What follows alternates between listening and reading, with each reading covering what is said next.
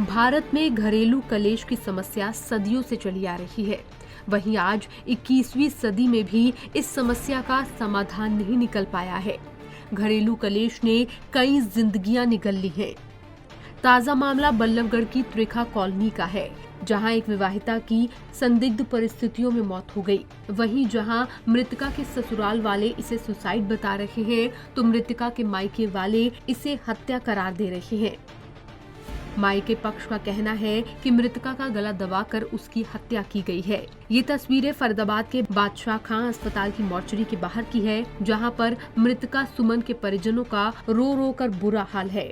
परिजनों की माने तो सुमन के ससुराल वाले उसे लगातार परेशान करते थे और उनका आरोप है कि ससुराल वालों ने ही सुमन का गला दबाकर उसकी हत्या की है।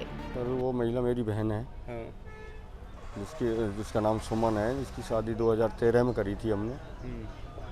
और हम गांव ऊंचा गांव बरसाना के रहने वाले हैं।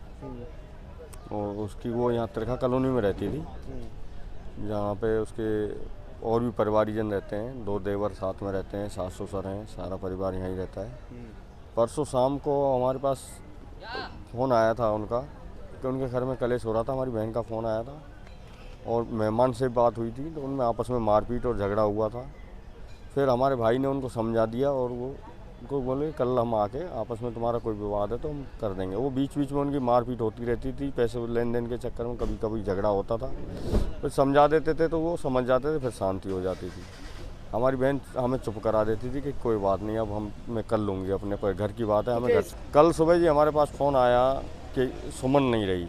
हमने कहा क्या हुआ? बोले सुसाइड कर लिया जी। हम वहाँ पहुँचे तो वहाँ सुसाइड का हमें कोई हमारी बहन बेड पे लेटी हुई थी और वहाँ पे कोई भी उसका ऐसा सबूत हमें नहीं मिला कि उसने सुसाइड किया है।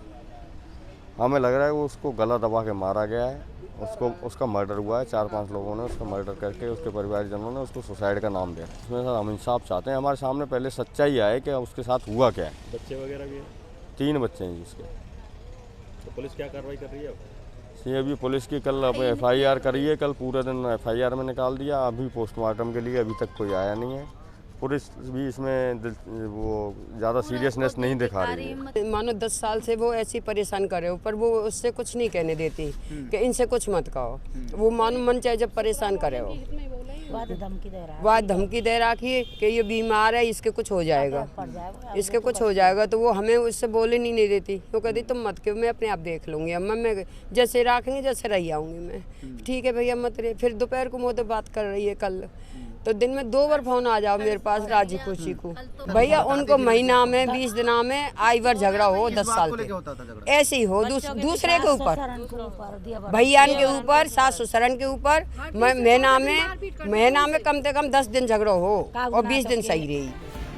वहीं पुलिस के मुताबिक ERV के द्वारा सूचना मिली थी कि त्रिखा कॉलोनी में रहने वाली सुमन नाम की महिला ने आत्महत्या कर ली है, जिसके बाद वो मौके पर पहुंचे और शव को अपने कब्जे में लिया।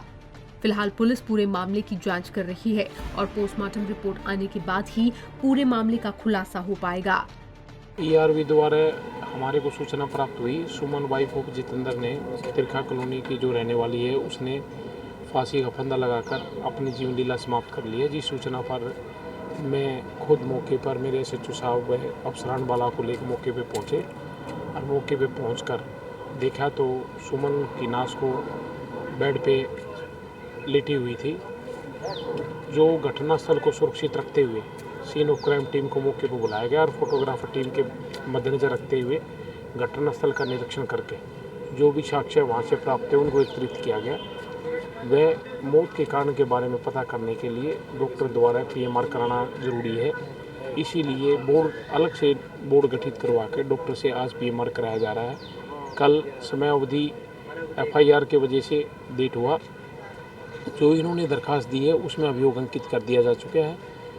डॉक्टर साहब जो PMR के दौरान बताते हैं वह जो इन्होंने सुसाइड नोट दिया है उससे इस तरीके की अभी संज्ञान नहीं आया है। आफ्टर PMR वह और भी तथ्यों का जो रिजल्ट प्राप्त होगा उसी तरीके से मुकदमे में नियम अनुसार कार्रवाई की जाएगी। तो क्या कोई सुसाइड नोट बरामद हुआ है?